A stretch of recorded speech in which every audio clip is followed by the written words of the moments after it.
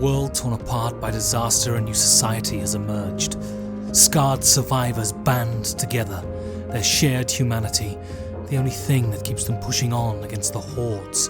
But amongst this chaos, a new hero has risen. In the tumult of survival, an idiot on a Segway rides around with his tackle in the wind and asks people about board games.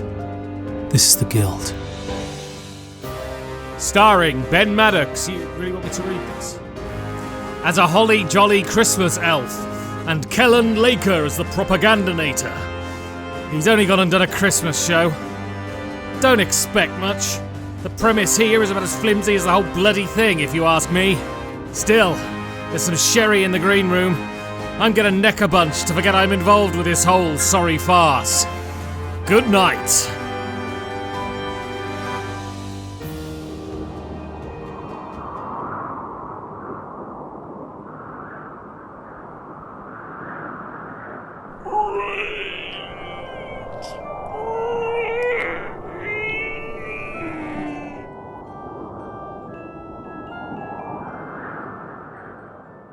So, when, you fled and you ended up at the compound, did you ever think that you'd just go straight into the propaganda department?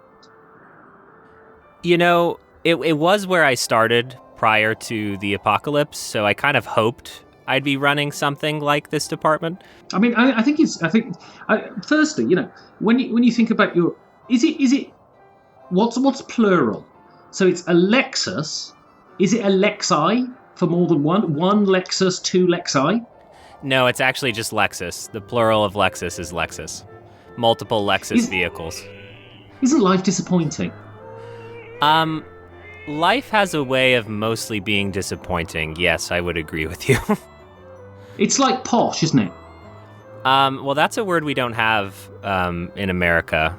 So. Well, the story is, right, that the reason posh, it means port outward, starboard home, because of the way the sun was in the trips to New York, that the rich people would get to sit in the shade, you see. And that's where posh came from. And you hear that and you think, wow, that's brilliant. And it's bollocks, it's not true. It's some really boring reason that I haven't remembered. Yeah, some marketer somewhere came up with that to get you to spend a lot on your engagement ring. You see, and that's the kind of insight into the evil practice of marketing that you're going to give me that I'm just not going to realise, you know what I mean? Yeah, I think that, you could be working on a hair care product and you start and the insight is, people don't realize that frizzy hair is bad. So why don't we make them feel bad about their frizzy hair and then we can sell them this product? Well, it's like you. That campaign you recently brought in was amazing. I can't believe you're not digging yourself into an early grave. The compound needs more trenches. And suddenly everyone's just voluntarily on trench duty. How did you come up with such a amazingly persuasive trench campaign? So the idea was to find sort of the human insight in the apocalypse, right? So there's this lack of faith, this lack of feeling like there was anything to live for. And so we kind of tried to tap into that and just get people to start thinking, more focusing on that. You might think we try something that leans into happiness to give people something as a, sort of a light in the darkness. But instead, if you sort of just lean into that darkness, you get something that resonates much more deeply with our target. So I'm going to give you, I want to learn something about the marketing. So I'm going to give you an adjective, and you're going to give me a mark out of 10 for how useful that is in the marketing / propaganda / trench digging world. Easy. Let's do it. Good. Okay. So, kindness. 2 out of 10. Charity. 1 out of 10. That's too long of a word. Gentilosity. I don't know what that word is. 1 out of 10. Shame. Ooh. 6 to 7. Teeth grinding, resentment and anger. 8. It's a good 8. The kind of murderous desire that you want to inflict death upon your boss, but inflict it on waiters. I mean, that's long. I'm not sure if we're putting that on a billboard, but maybe as sort of a VO option, 9 out of 10. So, when you see the word manipulative, do you consider that a compliment? So I have always considered that to be a compliment, yes, even from a very young age, probably 10 or 12. It's a bit, I don't know if this is the apocalypse, but I've noticed as we're speaking that your eyes are sort of glowing green, and you have a permanent sort of evil grin on your face. Is this a new thing, or is that a requirement for advertising? I think that persuasion is at the heart of it, right? And we could use the word manipulative, or we could say persuasive. So I'd prefer we use the word persuasive, but I can see where you might want to use the word manipulative. So anyway, how are you feeling about the Christmas decorations they've put up? Aren't they pretty? Here in the compound, I was Yeah. I was a little confused as to where we acquired them from, and it's Well, over there's the zombie testicle lane, and there dried zombie balls. You know, Christmas is a good time to get people to spend what little assets they have. And so it's good to try to evoke that feeling, because what we think of Christmas has sort of just been invented by the corporations. I was really sad that we didn't have a Black Friday, so that I could get everyone's dollars, so to speak. Is that how you came up with Trench Friday? That's right. That was sort of the impetus for how can we try to establish some sense of normality, try to get consumerism back into the heart of what we're doing, and what do people have but their lives to barter with in this compound.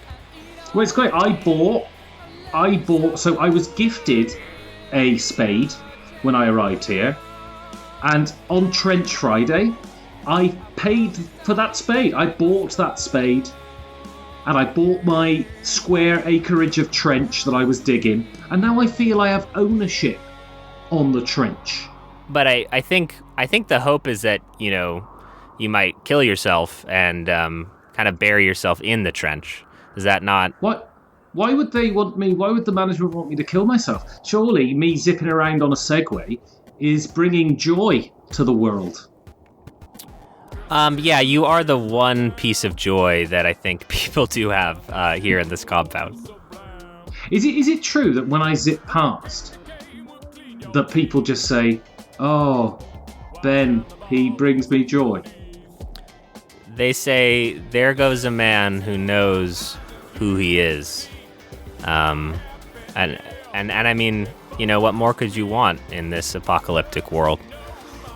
Well, I know I am. I'm a man who rides around nude on a Segway, asking people things about board games. God damn it!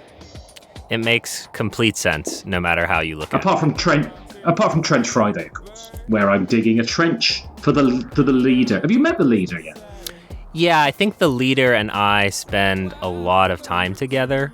Propaganda is extremely important with such low morale that we sort of have.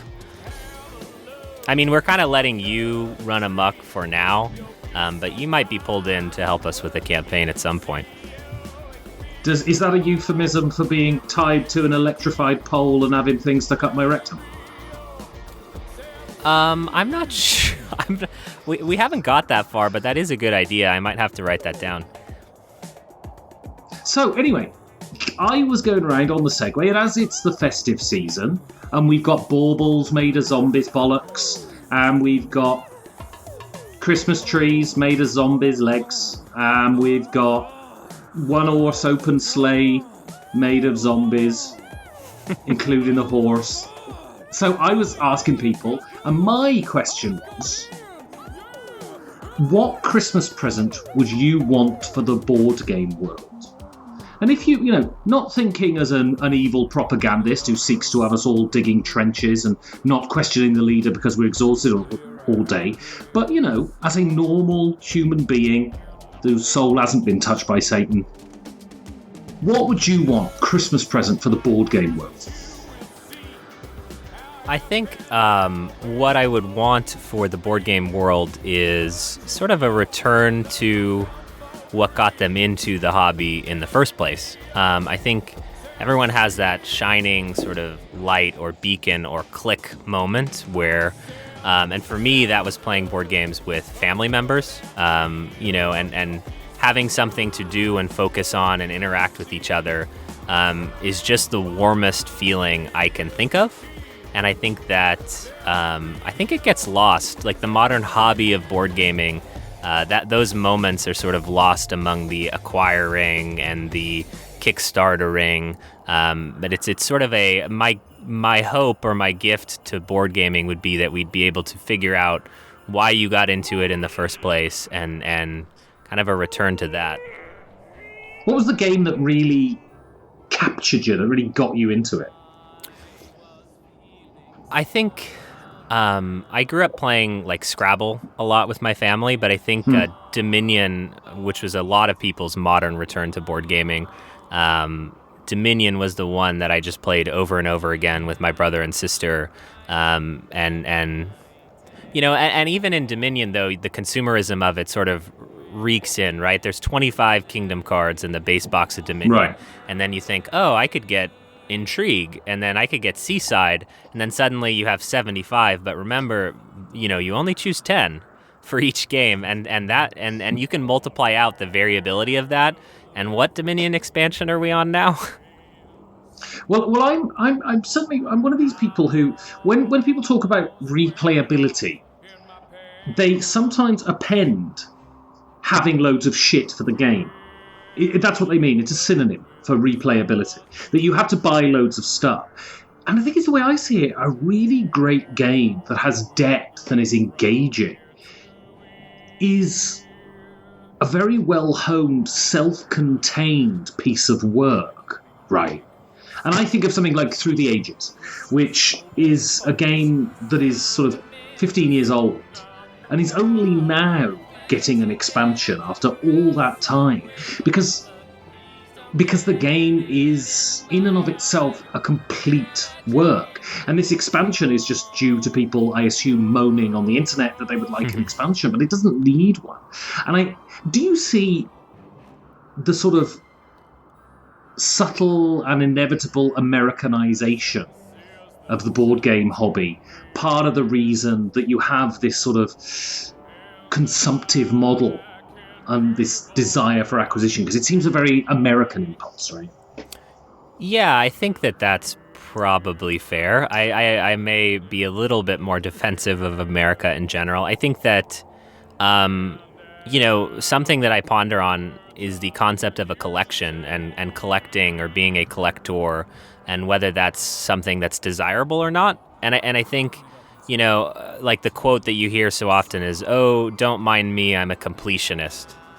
And it's sort of like, and people go, "Oh yeah, you're right, that's totally fine, you're a completionist."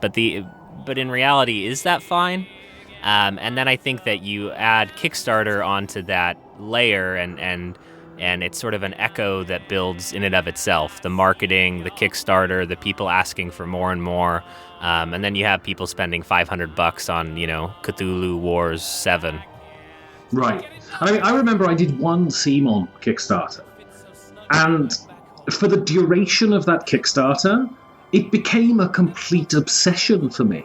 Every chance I get, I was going on the Kickstarter page, seeing how much it had raised and what stretch goals had been opened.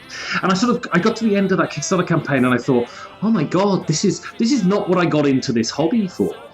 I didn't get into it to be a evangelist for other people spending money, right? And I realised I became sort of really green-eyed and avaricious, and I thought, no, this is not what I'm into. And so I basically stopped doing Kickstarter because I think it brings out a side in people that is deeply unattractive.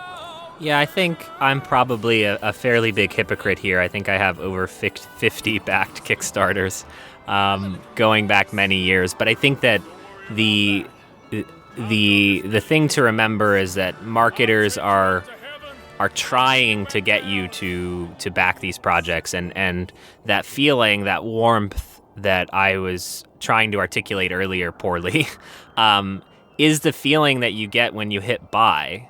Right. Except you're not guaranteeing that feeling. And if you already own 30 or 40 or 50 or 200 games, you actually already have that feeling in your board game collection, and buying another one isn't going to suddenly give you more time. And that experience is not inherently going to be better just because it's newer. I mean, it's such a cheap high, right? That momentary flush of adrenaline when you hit the buy thing, you hit the back thing on Kickstarter or the buy thing on Amazon, or you go to the shop and you're leaving the shop is a cheap and dirty high that doesn't last very long. And I think, all of this laughing behind the hand at the shelf of shame, I mean, I find it absolutely absurd that you have people who have over 50 games that are still in shrink and they've never played them and probably will never get round to it. That's dysfunctional, isn't it? Yes. No, I agree. I think, I have probably 30 unplayed games. I guess some of them are review copies, so that maybe doesn't count. But I think what you have to remember is that there's this sense of order in your life when you buy something, psychologically speaking. So if you feel like your life is a mess, or things are too busy at work or with the family, actually spending money makes you feel more in control, and that's sort of right. A proven thing. And so a lot of times people turn to spending money when other parts of their life are in chaos. Absolutely. And you see, I mean, I've done it. Well, I did it this week in the premise of this is absolutely paper thin. So if the premise falls down at any point, don't worry about it. Don't worry about it. In an apocalypse. It's a foundation for conversation. But, I mean, I bought things this week. I bought the Vampire 5th edition book. And, I've got this pile of unplayed games, and they are review copies by and large. But, yeah, it seems to me that you can at some point get away from that initial spark, right? That initial reason you started doing this thing, and it becomes something else. And I mean, how do you feel as and this is my favourite term, content creator, has changed your relationship with gaming and who you are as a gamer?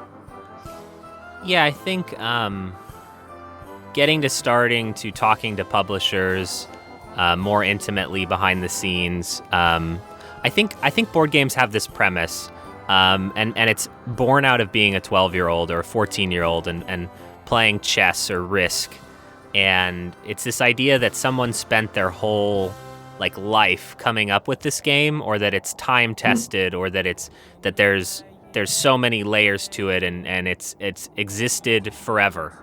And that's just not how games are made right now. Right. And so the idea, I had a publisher who won't be named tell me that, of the 5 games releasing this year, this one they didn't really like. And it was one of the games... Was it AEG? It was one of the games they were releasing.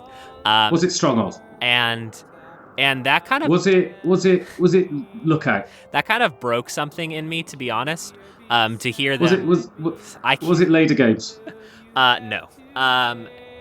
To not have that sense of, they want people to spend money on something, but they know that it's not really, it's a trifle. It's not something that's meant to last. And so I think people buy board games with the expectation that they're curating a collection that can live forever.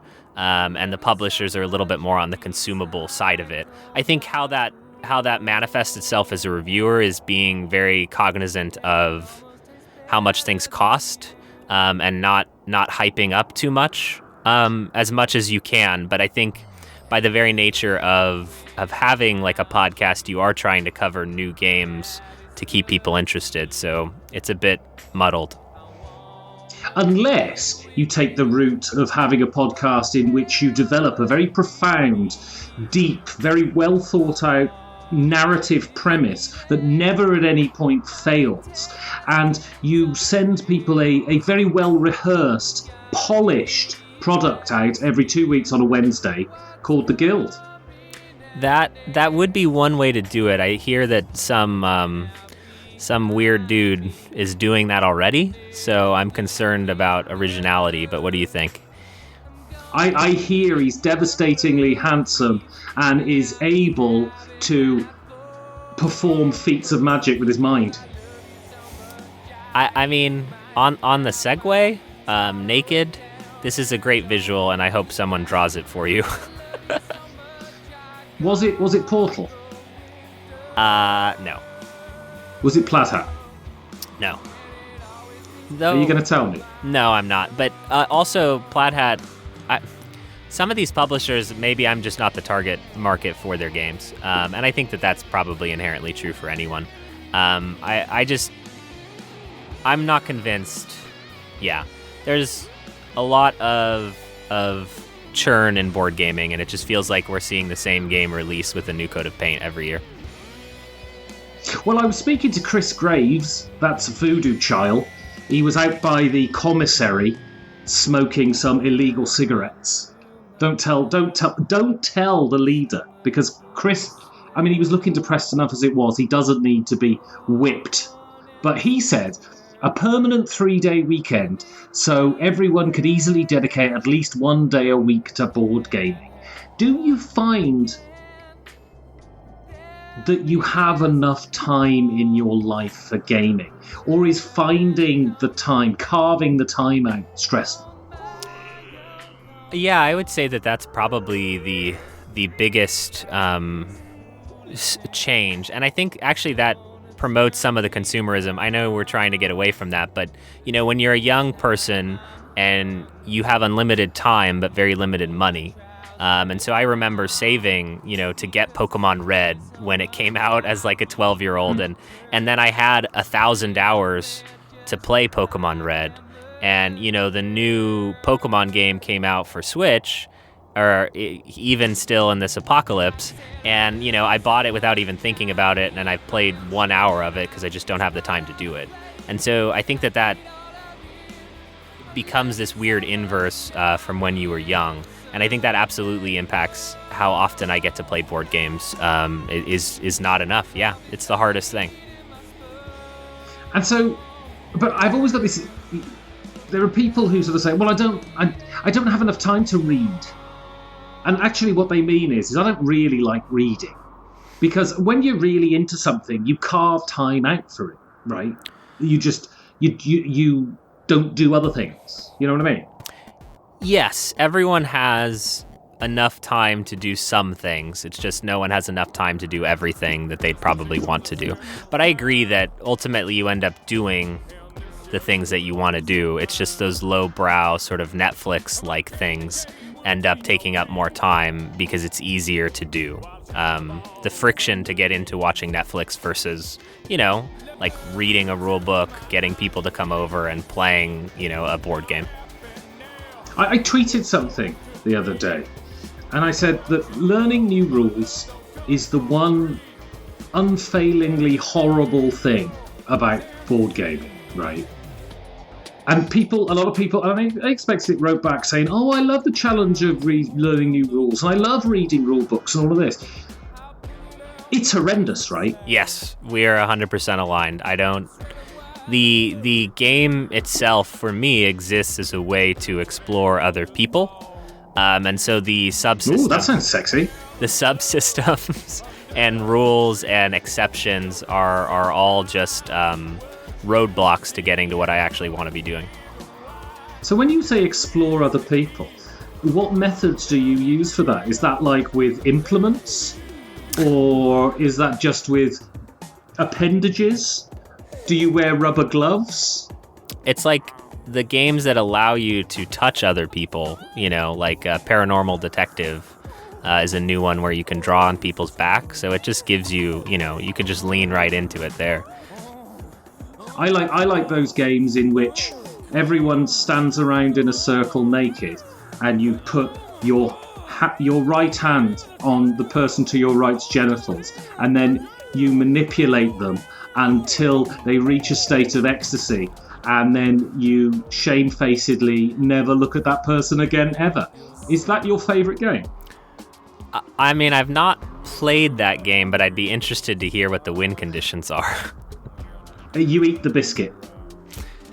I'm going to chalk that up to not understanding the difference in our English lingo, because I can't possibly ponder on what that actually means. So I was speaking to Steve M, Manser family. He's a singular person who's called himself family. That sounds quite, what's his name, isn't it? Mansony. Charles Mansony. Uh-huh. I should call myself the Maddox family. Yeah, that makes sense. I would do that. The Maddox family values. And then I can have that Spanish bloke who's dead in the film version. Uh-huh. Anyway, he says Wi-Fi and mobile reception blockers, at least during rules explanations. Not listening and pissing about when someone has taken the time to learn and prep the game, me or anyone, is the only thing that's a tidge more annoying than, you're going to love this reference, than Davina McCall and those people who keep the bloody beep tone for key entry on mobile. Firstly, how do you feel about Davina McCall? I have no feelings. Because her zombie form is great. She's outside, she's doing Blind Date or something. I can't remember what Davina McCall presented. Anyway, but mobile phones are the death of human interaction, right? Yes, confirmed. There's nothing, and the problem is, before the apocalypse and all the phones died, I was a unremitting addict to my phone, constantly having to look at it all the time, just in the vain hope that someone would reach out and give me even the slightest bit of affection, because I'm so starved of human contact that sometimes I feel like my soul is destined to wander the world alone and untrammeled by love. And so how have you been adapting to that now in the apocalypse without that? Digging trenches? Yeah. Well, I mean, actually, when you came along, you completely saved my life. I feel like a new man now. Well, it's good to hear that the work that I do is being appreciated here in the compound. So that's very sweet to say. But, you talk about exploring people, which I'm going to take to not mean the pervy definition. Good. What? When you say that, do games exist as a facilitation of social interaction, or can they, for you, exist as works of engineering in themselves? I think that for me, it's truly a good framework, maybe as a young person, to work through like straight social anxiety, because it's like, here are the rules, here's what you can and can't do, and now go steal land from each other. Now go fight over territories. Now go defeat their queen. And I think that the rules framework just gives me something to focus a conversation on, or to focus how you can be playful with someone, or how you can poke their buttons, without kind of waging into things that might be offensive, like, nudity or standing around in a circle, touching each other inappropriately. Eating the biscuit on the end. Last one has to eat the biscuit. Right, exactly. So I quote, "You like to explore people and touch their buttons." I maybe if we run the tape back. Am I allowed to cut that and play it out of context? Yes, confirmed. But sort of, because I've been thinking about this, and this gets on to someone. This gets on to Steve M, Dagda86, who says, "I also wish for everyone to be able to find at least one game they cherish, not just for the social interaction, but for the game itself. Do you have a game that you just look at and say, this as an artifact, as a work of engineering, as a combination of ideas, regardless of who's sat around the table, is satisfying for me on that level, as opposed to the notion of, pushing people's buttons? I think that for me, coming from the world of branding, of advertising, there are games that do a really good job of sort of everything in its place. I can't remember what the film term is for this, like mise en scène. Right. Which is like, there was a Z-Man Games, one of in the Onirim universe, where the color of the cards, there was the secondary or tertiary color palette was the back of the box actually was that color, that purple color. And so just opening the box and feeling everything, it all sort of coalesced into a package that you just wanted to own. It was just beautiful unto itself from like a physical object perspective. But if you're so in that sense, I can agree. But I'm not sure in the game mechanic sense of being excited to own something in that way. I think maybe, buying like a beautiful Go board or a chess set could do that. I have an expensive Crokinole board that I thought could be that, and it sits on my wall. But I mean, Crokinol's fine. But I don't know. I have a copy of Dune that I print and played. I think it was over $150 to have a company print and play it for me, and I have a lot of affection for the Dune universe through really liking the novels, and so there's a little bit of borrowed equity there. But I don't. I'm still grappling with the idea of whether having a collection of anything is worthwhile or something that I should aspire to have.